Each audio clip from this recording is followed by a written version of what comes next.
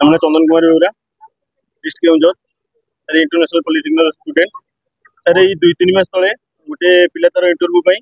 सी एमती certificate chairman sir पाखक college को आसला आम हस्टेल रोकला से पिलाटा सी जाकि रवि सर पाखु किसी पैसा देकी सर्टिफिकेट आनी से छाड़ी देते सी सर्टिफिकेट सब देखी सर्टिफिकेट घर को लेकिन कॉलेज रखी हाँ सी रखी सी कहते पिला तुम स्टाइपेंड पैसा मत दियो तुम सर्टिफिकेट देवी ये देवी सेमती मुझे पैसा कथा जानी केते कौन मागुंट किंतु सी पैसा नहीं सर्टिफिकेट गोटे पिला आनी रिसेंट आनी आज्ञा पिलाटे रिसेंट आनी सर्टिफिकेट आज्ञा देखा कुछ अभियुक्त आम जो आडमिशन करूँ कॉलेज रे जहाँकि international polytechnic school of engineering Goripada पड़ुଛି सेटा तो आम जो आडमिशन करने आसलु आमको सर्टिफिकेट मगा जाता आम सर्टिफिकेट प्रूफ हिसाब से देलु आम जो रिटर्न सर्टिफिकेट मागिलु आमको जो प्रिंसिपल सार थे रवि सार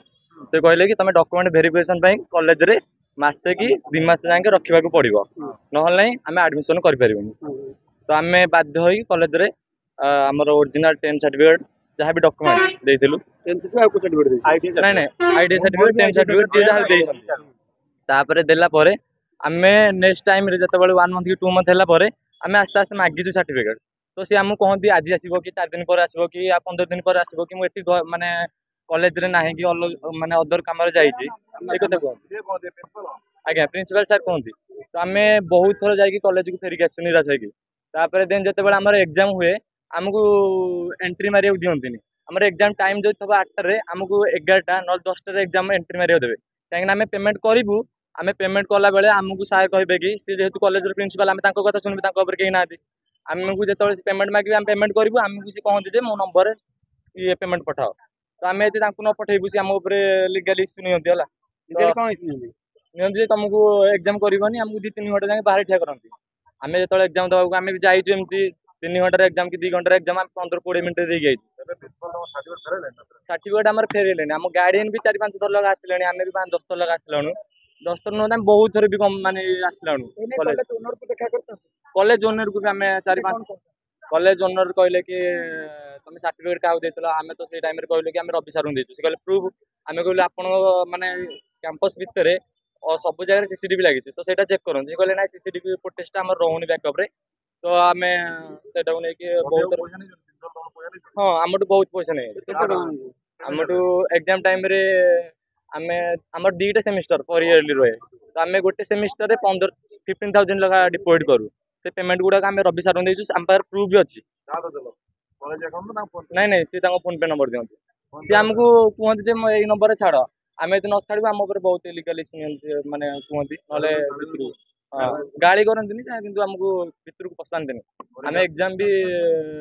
लेट रे जाऊ 2 घंटा घंटे लेट रे भीतर पशांति हाँ बहुत टर्चर करती माने आम गार्डियन को भी पचारि पारे आम गार्डियन तो बर्तमान मान ना आम सांगे आम गार्डियन भी जानते आम सहित कॉलेज कौन केमती आम चाहूँ जे देखो आम 10th सर्टिफिकेट आमको जल्दी फेर दि जाऊ कहीं आमर गोटे गवर्नमेंट जॉब करने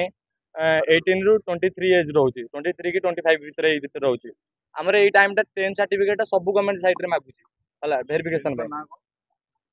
प्रिंसिपल आमर रवि सर हाँ मुझे फोन करे सी कहती आपंकर सर्टिफिकेट कॉलेज अच्छी आ मो पाखे ना कि आम जेहेतु सी प्रिंसिपल थी टाइम देचु हाँ पैसा भी देचु सर्टिफिकेट भी देचु जहाँ 50 एबव नहीं पिला आम जिते भी जाऊ कि माने जॉब पकड़ा आर्मी हो कि पुलिस हो जहाँ भी हो सब जाइए रिसेंट आमको जिते 10th सर्टिफिकेट मगा जाए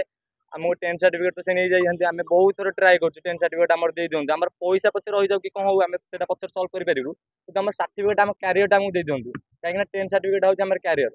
सी बहुत आम बहुत माने जाइका सर सर्टिफिकेट देलेनी आम लोकल थाना भी कंप्लेन देलु जंकिया थाना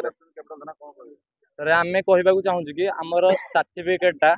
यथाशीघ्र एवं दिने 2 दिन भितर आमको रिटर्न कर दिंतु आप चेयरमैन सर प्रिंसिपल सर आप भर सल्व कर सर्टिफिकेटा फेरतु बस आम से संतुष्ट आज सर्टिफिकेट न फेरबे आम बैकअप सार जहाँ करूँ सार स्टूडेंट मैंने